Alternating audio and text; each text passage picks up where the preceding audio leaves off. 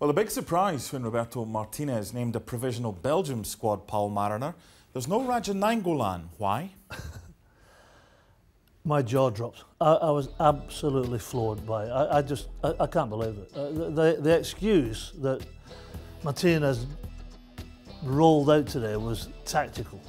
Really? That's ridiculous. I mean, look, it's a 28-man provisional squad. There's 5 they'll have to cut, including one of the goalkeepers as well. Now, if we take a look at the midfielders in there, you've got Dembele, who can play in a similar position, Fellaini, Witsel, and Tielemans. Is he honestly trying to tell us that Nainggolan's not as good as those 4? There's something behind the scenes. Absolutely. So what could it be? Is it a clash of personalities? I think it 100%. I think it comes from the top. I think it comes from the Belgian hierarchy. I think that there's something. I mean, in his quotes, Nainggolan said, "You know, you can't be yourself nowadays in that particular environment." What did you read into that? Stupidity. I mean, he would get into most World Cup squads. There's absolutely no. He can do so many things. Mark, he can play the holding role. You can shove him a little bit high. He's got an absolute cannon for a right peg, as we saw in the Champions League. He can score.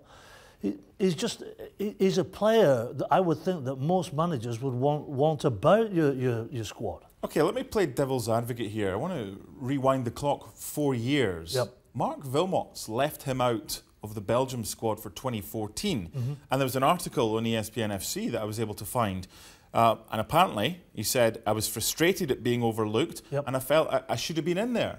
Now, could there be a possibility that he's a bad apple amongst a squad? Well, it's up to the manager to sort him out.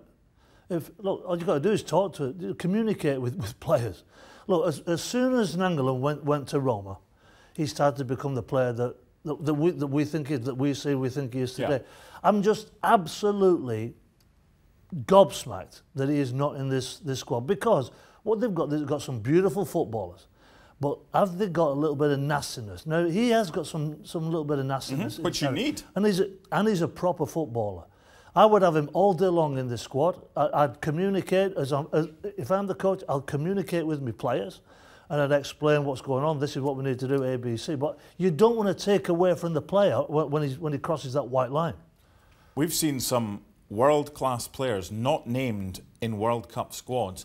He would be in an 11 who are not going to Russia. And by the way, when you put that 11 together, that 11 could probably win the tournament. Yep, absolutely. Look, you look at his, I think it was on Instagram or Twitter, he's retired from international football. It's very, very sad. He's 30 years of age. To see him to go out to the national team in this way is horrible. And he said, look, I'm going to be Belgium's #1 fan now, but we don't want it. We want to be one of the top players.